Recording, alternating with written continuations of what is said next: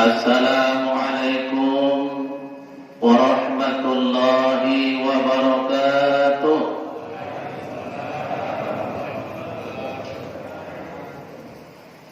Alhamdulillahi rabbil alamin, wal 'aqibatu lil muttaqin, wa bihi nasta'inu ala umuri dunya waddin. Wassalatu wassalamu ala asrafil anbiya'i wal mursalin, sayyidina wa maulana Muhammadin wa ala alihi wa sahbihi ajma'in. Amma ba'd.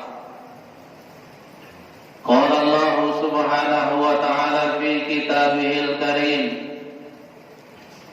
a'udzu billahi minas syaitonir rajim. Bismillahirrahmanirrahim.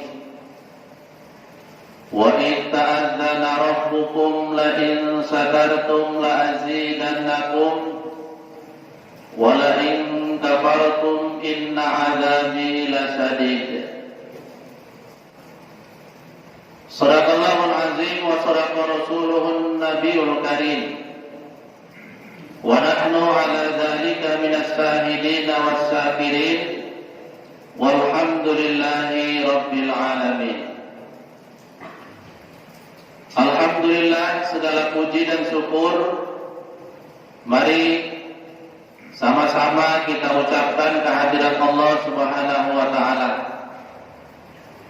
Karena atas izin dan ridhonya lah pada subuh hari yang berbahagia ini kita bersama dapat hadir, berkumpul dan beribadah bersama di masjid yang kita muliakan ini, Masjid Ar-Ridho, yang megah dan indah. Mudah-mudahan keberadaan kita di tempat ini dinilai Allah Subhanahu wa ta'ala sebagai amalan sholihan. Duduk kita duduk iktikaf, amal kita amal-amal yang soleh, dan kaji kita adalah kaji yang diberkahi, dirahmati oleh Allah Subhanahu wa ta'ala. Maka jangan pernah berpaling niat kita pada kesempatan ini untuk tujuan lillahi ta'ala. Mudah-mudahan dengan senantiasa bersyukur Allah akan tambahi apa yang telah diberikannya lebih banyak, lebih baik lagi dalam hidup dan kehidupan kita. Salawat dan salam juga mari sama-sama kita ucapkan kepada junjungan kita yang mulia, Habibullah wa Habibuna, kekasih Allah dan kekasih kita semua, Rasulullah Muhammad sallallahu alaihi wasallam. Allahumma sholli wa sallim alaihi. Mudah-mudahan dengan selawat dan salam yang senantiasa kita ucapkan dan kita hadiahkan selalu kepada beliau, insyaallah di yaumil akhir nanti akan menjadi jaminan kita mendapatkan syafaatnya yang mulia. Amin. Amin ya rabbal alamin. Yang mengucapkan amin mudah-mudahan dapat syafaat. Makin kuat makin dapat. Tapi yang setengah hati, yang gak serius, mudah-mudahan dapat juga nyusul. Kalau Rasul masih mau. Dalam satu kesempatan di tengah pengajian seperti ini, Rasul bersabda kepada para sahabat pada waktu itu, semua umatku nanti di akhirat pasti masuk surga. Semua umatku atau umat Islam di akhirat pasti masuk surga, kecuali orang yang tidak mau. Mendengar pernyataan Rasul ini, para sahabat pandang-pandangan, mau bertanya tapi ragu. Akhirnya ada satu orang sahabat yang memberanikan diri untuk bertanya, apa maksud Nabi mengatakan seperti itu? Apa ada orang pengikut Nabi yang tidak mau masuk surga? Maka kemudian bertanyalah sahabat, ya Rasul, kami mau kepastian. Apa ada umatmu atau umat Islam itu nanti di akhirat yang tidak mau masuk surga? Karena yang setahu kami, jangankan orang baik, orang yang gak baik saja kalau ditanya mau masuk surga. Ini umatmu, umat Islam tidak mau masuk surga. Siapa itu ya Rasul? Kata mereka. Maka Nabi kemudian menjawab, tapi tidak menyebutkan nama dan identitas kelompoknya. Nabi hanya sebutkan amalnya, perbuatannya. Ada, kata Nabi, orang yang seperti itu ada. Rasul kemudian mengatakan, orang yang taat, patuh, cinta kepadaku, orang itu berarti mau masuk surga. Sedangkan orang yang maksiat, ingkar, membenci, menjauhi, dan tidak cinta kepadaku, berarti orang itu tidak mau masuk surga. Jadi kalaupun ada nanti umat Islam, umat Nabi Muhammad yang tidak masuk surga, itu karena memang dia tidak mau masuk surga, bukan karena Nabi benci, tidak mau membantunya, tapi karena dia sendiri yang tidak mau masuk surga. Itu makanya penting sekali kita mencintai Nabi, mencintai Rasul. Penting kita mematuhi beliau, mengikuti apa yang ditinggalkan beliau. Taraktu fikum amroini ma in tamassaktum bihima lan tadhillu abada, kitaballah wa sunnata rasul. Ada dua pusaka yang kutinggalkan kepadamu, kata Rasul. Selama kamu berpegang teguh kepada keduanya, kamu tidak akan pernah sesat selama-lamanya. Yang pertama kitab Allah, yang kedua sunnah Rasul. Yang saya hormati dan sama-sama kita muliakan pengurus BKM Masjid Ar-Ridho. Kita doakan semoga pengurus BKM senantiasa sehat walafiat, selalu amanah, istiqomah, dan juga istiadah, siap melayani jamaah. Walaupun pengurus BKM sendiri tidak pernah dilayani jamaah. Jadi tetap amanah, tetap istiqomah dan istiadah. Kemudian yang saya hormati dan muliakan para tuan-tuan guru, para alim ulama, para ustadz-ustazah, muallim dan muallimah, dan juga yang saya hormati dan muliakan hadirin hadirat Bapak Ibu jamaah subuh yang dirahmati Allah Subhanahu wa taala. Saya pada kesempatan ini sangat berterima kasih kepada pengurus BKM. Baru pertama ini saya masuk di Masjid Ar-Ridho, apalagi di waktu subuh. Setiap Ahad, mudah-mudahan saya tidak pernah kosong mengisi tausiah keliling masjid di Kota Medan. Tapi baru kali ini saya lihat jamaah yang lebih banyak dibandingkan dengan di masjid yang lain. Jadi mudah-mudahan ini bisa dipertahankan, bisa jadi sampel ya, bisa jadi contoh masjid dengan jamaah subuh terbanyak di Kota Medan. Tidak usah mengharapkan penghargaan, ya apresiasi dari manusia, tapi harapkanlah penghargaan, apresiasi dari Allah. Bapak dan Ibu jamaah subuh yang dirahmati Allah Subhanahu wa taala, pada kesempatan ini kita akan mengkaji hadis qudsi tentang 3 kunci utama meraih kesuksesan dalam hidup. 3 kunci utama meraih kesuksesan dalam hidup. Hadis qudsi ini banyak terdapat dalam kitab-kitab besar. Ada dalam kitab Faidul Qadir, Maktabah Samilah, ada dalam kitab Ihya Ulumuddin, ada dalam kitab Bidayatul Hidayah, ada juga dalam kitab Adabul Mufrad. Jadi nanti kalau Bapak Ibu rajin buka-buka kitab yang saya sebutkan tadi, akan ketemu dengan hadis qudsi ini. Dalam hadis qudsi itu Allah Subhanahu wa taala berfirman, "Anallah la ilaha illa ana." Aku adalah Allah. Tidak ada Tuhan selain aku. Man lam yarda bi qada'i wa lam yashkur ala na'ma'i wa lam yasbir bi bala'i falyakhruj min tahti sama'i wal yatlub rabban siwaya.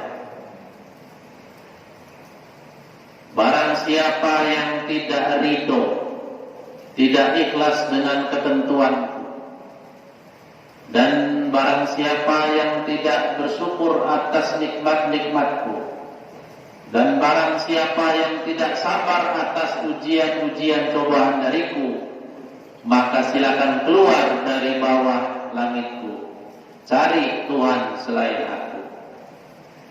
Hadis tulisnya cantik ya, ujung-ujungnya itu U. Jadi kalau dibuat pantun bagus. Barang siapa yang tidak ridho, tidak ikhlas atas ketentuanku, tidak bersyukur atas nikmat-nikmatku, tidak sabar atas bala ujianku, maka keluarlah dari bawah kolong langitku, cari Tuhan selain aku. Nah, itu kan cantik maknanya. Tapi bukan susunan katanya itu yang perlu kita kagumi, tapi isinya. Dalam hadis qudsi itu Allah menyebutkan ada 3 hal penting yang harus menjadi perhatian kita dalam hidup kalau kita mau tetap tinggal di bawah kolong langit ini, kalau kita mau tetap dianggap sebagai hamba Allah. Ada 3 hal utama, dan disebutkan juga dalam hadis 3 hal utama ini merupakan sikap kemuliaan seorang muslim, seorang mukmin, dan kunci sukses dalam hidup. Min husnil mar'il muslim, di antara kemuliaan kebaikan seorang muslim, idza na'amahu syakara, apabila mendapat nikmat maka dia bersyukur. Idza asabahu sabar, apabila mendapat musibah dia bersabar. Tanda kebaikan dan kemuliaan seorang muslim, kalau dapat nikmat syukur, kalau dapat musibah sabar.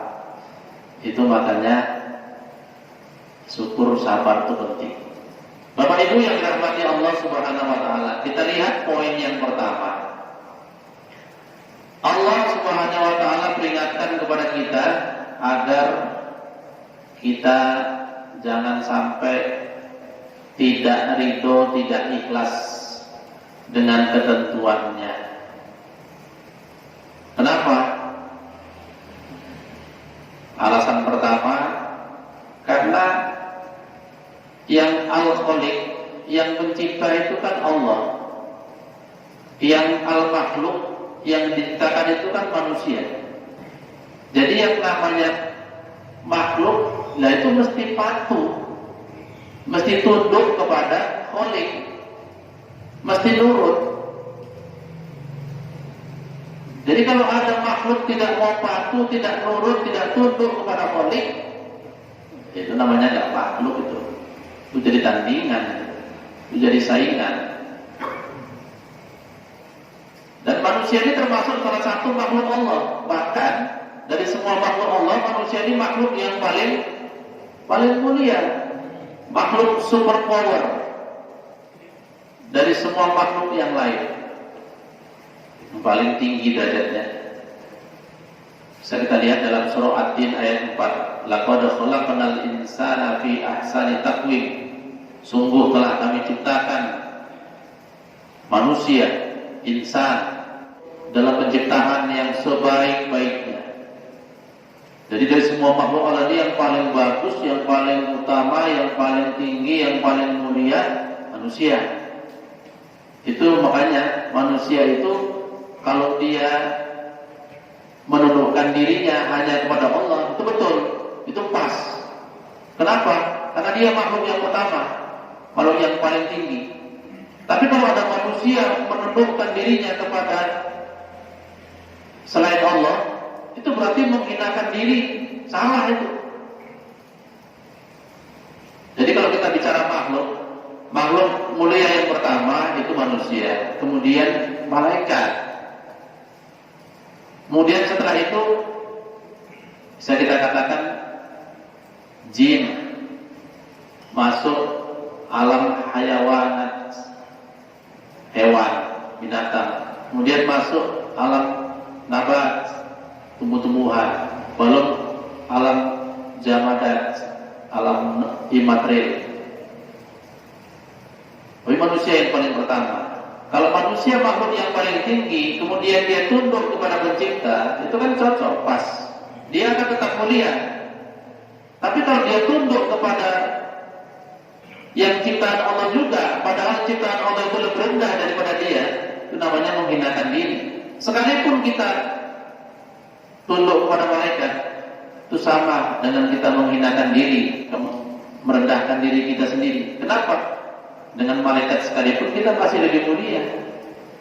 Makanya salah kalau ada orang yang menyembah, minta tolong selain Allah, itu salah betul. Salah. Itu hal pertama yang kita peroleh dari makna malam yardo bi qadari. Yang kedua, supaya kita sadar, kita menyadari bahwa segala apa yang terjadi dalam hidup ini itu berada dalam qada dan qadar Allah.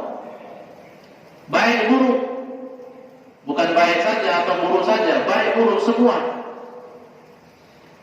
Nah, dengan memahami itu, dengan menyadari itu, nanti akan muncul sikap ridho, sikap ikhlas. Oh, memang ini sudah kehendak Allah. Jadi apapun alasannya kita harus terima. Seraya kita coba memahami hikmahnya apa, maksudnya apa, manfaatnya apa gitu. Karena apa yang Allah buat ini dalam hidup dan kehidupan kita itu tidak ada yang tidak bagus. Sekalipun menurut kita saat ini tidak bagus, tapi hakikatnya bagus. Ini artinya apa? Tidak ada satupun yang Allah ciptakan ini tidak bagus. Tinggal kita saja yang coba untuk memahami. Makanya terhadap apa yang ditentukan Allah itu kita mesti ridho, kita mesti ikhlas. Jadi siapa orang yang selalu ridho, selalu ikhlas, Allah senang. Kalau Allah sudah senang, enaklah itu, gampanglah itu. Kenapa? Tinggal bermohon, Allah kabulkan. Siapa orang yang Allah senang kepadanya, maka sudah pasti permintaannya akan dikabulkan oleh Allah Subhanahu wa Ta'ala. Sudah pasti. Nah, maka yang pertama kita lakukan dalam hidup ini supaya kita selalu sukses, ikhlaslah menerima ketentuan Allah. Kenapa? Tidak ada satupun ketentuan Allah yang tidak bagus. Kalaupun sampai sekarang kita belum merasakan tidak bagusnya, itu karena kita belum sampai kepada pemahaman hikmah manfaatnya. Terus belajar, gali terus. Seperti contoh, ada satu kisah dulu seorang petani, ya, istirahat di bawah pohon beringin. Waktu lagi istirahat, dia golekan, dia mandang ke atas, dia mikir, ini pohon beringin, pohonnya besar, buahnya kecil. Ya, sementara dia nanam semangka, pohonnya kecil, buahnya besar. Melihat itu dia berpikir, Tuhan nggak adil nih, tidak pencipta ulung nih Tuhan. Masa pohon beringin pohonnya besar, buahnya kecil? Nggak cocok, mestinya besar. Pohon semangka kecil, buahnya besar. Salah ini. Masih mikir seperti itu, jatuh buah pohon beringin tepat menghantam hidungnya. Langsung dia istighfar, dia sadar. Astagfirullahaladzim, ya Allah, Allah betul-betul adil. Kalau sampai tadi pohon beringin buahnya sebesar semangka, kayak apa hidung saya tadi? Nah, itulah manusia, selalu menyalahkan apa yang dibuat oleh Allah, apa yang ditentukan oleh Allah dalam kodok. Karena dia belum paham. Setelah dia paham, nggak ada yang nggak bagus, semua bagus. Ya kayak sama sekarang ini, kita dikasih virus corona, dikasih penyakit yang nggak mudah berhentinya ya, payah, panjang ceritanya tuh. Itu karena kita belum sampai cara memahami manfaatnya. Yang pasti, yang diujikan Allah kepada kita itu sudah diukur. Memang kita sanggup. Kalau nggak sanggup nggak mungkin. Karena Allah tidak akan menzalimi hambanya. Allah sedikit pun tidak akan menzalimi hambanya. Makanya kalau diuji dengan ujian yang berat sekarang ini, itu berarti kita orang kuat. Tapi Ustaz, banyak yang mati. Mati bukan karena penyakit. Mati itu karena ajal. Fa idza jaa ajaluhum la yastakhiruna sa'atan wa la yastaqdimun. Ya kalaupun matinya itu sakit, karena memang ajalnya diawali dengan sakit. Ya sakitnya sama yang sekarang ini. Kalau mati itu bukan karena sakit, itu sebab aja. Hakikatnya mati itu karena ajal. Nah itulah. Yang kedua, melalui hadis kudus itu Allah memperingatkan kepada kita agar kita jangan sampai tidak bersyukur dengan nikmatnya. Nikmat itu adalah sesuatu yang bagus yang diberikan dalam hidup dan kehidupan manusia. Syukuri. Bagaimana cara mensyukuri? Sebenarnya nggak usah diajari. Kalau kita dikasih orang aja, apa yang kita bilang? Iya. Ya kita dikasih orang aja, kita bilang terima kasih. Nggak mau diajari itu. Padahal kalau orang ngasih itu selalu ada tendensinya, selalu ada kepentingannya, selalu ada maksud tujuannya kan gitu. Apalagi zaman sekarang nih, masa-masa pilkada. Ini ramai nih orang suka ngasih. Sama orang yang punya kepentingan ngasih kita, kadang-kadang kita terima kasihnya luar biasa, cium tangan, peluk, kadang-kadang sampai pegang kaki, makasih ya Pak. Padahal bantuannya hanya untuk 1 hari, 2 hari, 3 hari udah habis. Hari keempat kelaparan balik. Tapi terima kasih. Sekarang Allah ngasih setiap hari. Nggak ada kepentingan Allah kayak manusia itu. Ngasihnya setiap hari, bahkan setiap saat, setiap detik. Kalau nggak mati lah kita sampai nafas ditahan aja. Bagaimana kita lakukan? Bagaimana kita buat? Sebenarnya bersyukur nggak perlu diajari.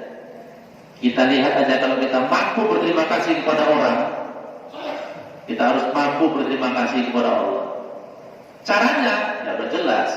Yang pertama dengan hati, ya, meyakini segala kebaikan yang datang dari Allah. Yang kedua dengan mulut, alhamdulillah. Jadi banyak-banyak tahmid, alhamdulillah, alhamdulillah.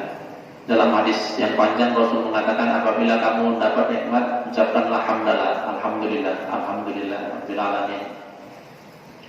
Kemudian setelah itu gunakanlah, manfaatkanlah rezeki yang diberikan Allah, nikmat yang diberikan Allah untuk jalan yang dikehendaki Allah, jalan-jalan yang baik. Itu bentuk syukur yang sebenarnya. Kalau salah gunakan kita nanti, berarti kita tidak bersyukur. Orang yang tidak syukur namanya kufur, ingkar.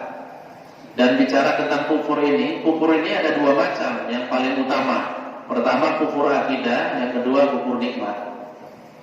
Jadi kalau bicara tentang kufur, orangnya kafir. Jadi kalau bicara tentang kamu orang kafir, itu bisa dua segi. Pertama akidahnya, memang keyakinannya, yang tidak percaya kepada Allah. Yang kedua, dia percaya kepada Allah, tapi nikmatnya dikasih Allah, nggak dianggapnya dari Allah, disalahgunakan. Ini kafir juga, tapi masuk dalam nikmat, kafir nikmat atau kufur nikmat. Nah, ini hal yang kedua. Jadi mensyukuri nikmat Allah itu kenapa mesti kita lakukan?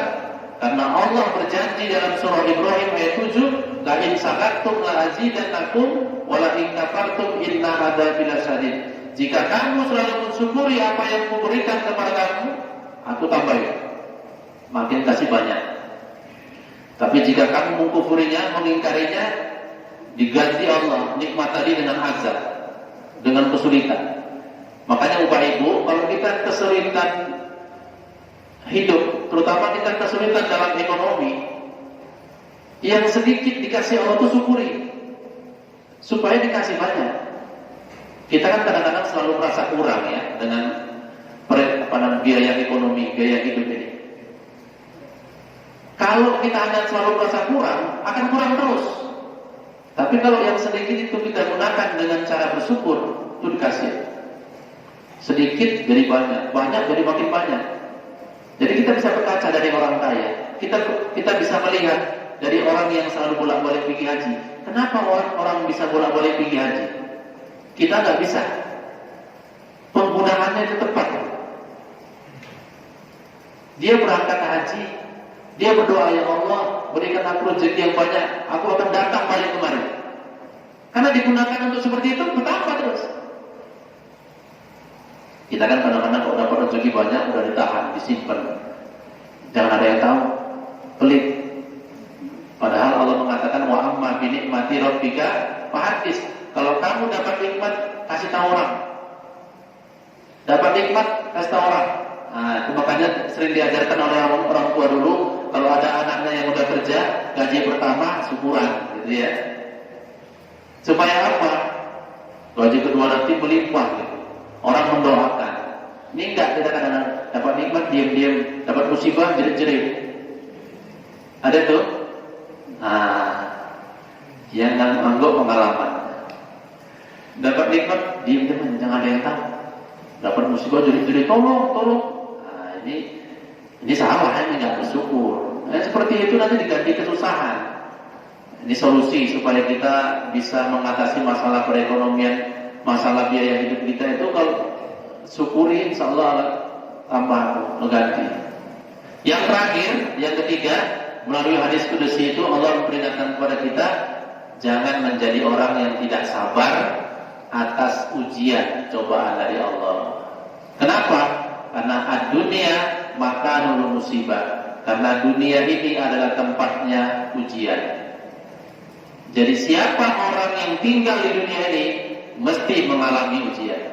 Kenapa? Dunia makanul musibah, tempat ujian. Sekarang kita berada di tempat ujian. Jadi kalau kita memang masih mau tinggal di dunia ini, berarti harus mau diuji, karena dunia tempat ujian. Dan Allah dengan musibah hanya ingin memastikan, Allah melalui musibah itu hanya ingin memastikan siapa orang-orang yang tetap berada di jalannya dan siapa yang tidak. Itulah kalimat sabar itu. Sabar itu artinya bukan diam, yang nunggu, bertahan, bukan. Sabar itu orang yang apapun diujikan sama dia tetap seperti itu. Apapun diujikan, semula dia rajin sholat, datang kelaparan, nggak ada makanan, tetap sholat. Datang penyakit, belum ada obatnya, tetap sholat. Itu sabar. Gak kayak kita, kalau sabar itu ngomong sabar ya. Sabar yang sebenarnya ya seperti itu. Tetap berada di jalan Allah meski apapun menerpa. Itu sabar. Makanya sabar itu gak ada batas. Kalau ada mengatakan sabar itu sampai 3 kali ya. Kalau udah 4 kali balas, itu nggak sabar itu. Jadi sabar itu kalau nggak terbatas sampai kapan? Sampai mati. Sabar itu ya sampai mati, sampai betul-betul nggak tahan, nggak hidup. Itu namanya sabar. Dan salah satu amal yang pahalanya tidak terbatas karena memang perilakunya nggak terbatas, ya sabar itu. Salah satu amal yang pahalanya nggak terbatas karena memang perbuatannya juga nggak terbatas adalah sabar. Nah, itu makanya berada di dunia ini kita harus sabar menghadapi ujian dan cobaan Allah. Karena dunia adalah tempat ujian dan cobaan dari Allah Subhanahu wa taala. Jangan takut dengan apa yang diujikan oleh Allah Subhanahu wa taala, karena Allah sudah mengukur kadar kemampuan kita. Kalau berhasil, itulah mujahid. Kalau tidak berhasil, itulah syahid. Yang penting bertahan. Yang penting sabar. Berhasil, mujahid, pahalanya nggak terbatas. Nggak berhasil, syahid, bebas, bebas azab, kubur bebas, neraka bebas. Kalau memang syahidnya dunia akhirat. Nah, itulah dia kelebihan orang yang sabar ini. Dan sabar itu terakhir, sabar itu ada 3. Yang pertama, sabar menghadapi musibah. Musibah itu segala macam hal yang enak itu musibah ya.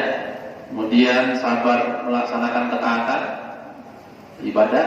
Yang ketiga, sabar dalam menghadapi kemaksiatan atau kemungkaran. Inilah Bapak Ibu kaji kita pada kesempatan ini. Mudah-mudahan ada manfaatnya. Dan mari sama kita amalkan supaya kita menjadi orang-orang yang sukses dalam hidup dan kehidupan ini.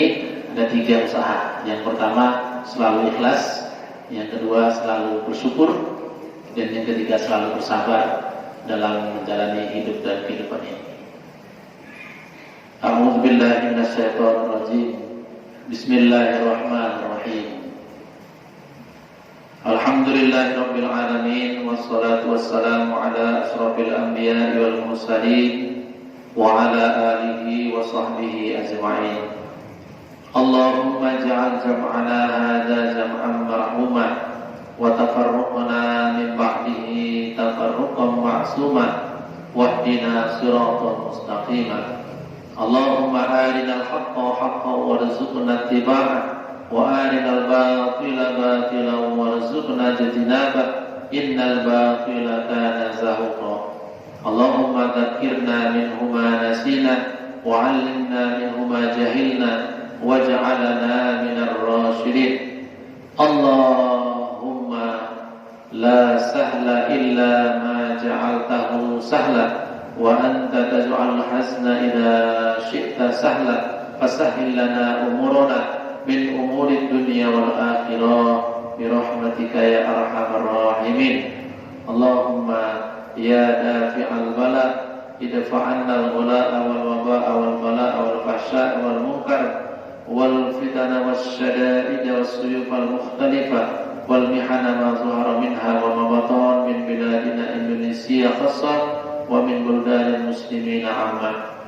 Rabbana atina fid dunya hasanah wa fil akhirati hasanah wa qina adzaban nar walhamdulillahi rabbil alamin. Alhamdulillah, demikian. Terima kasih atas segala perhatian. Mohon maaf atas segala kekurangan. Billahi taufiq wal hidayah. Wassalamualaikum warahmatullahi wabarakatuh.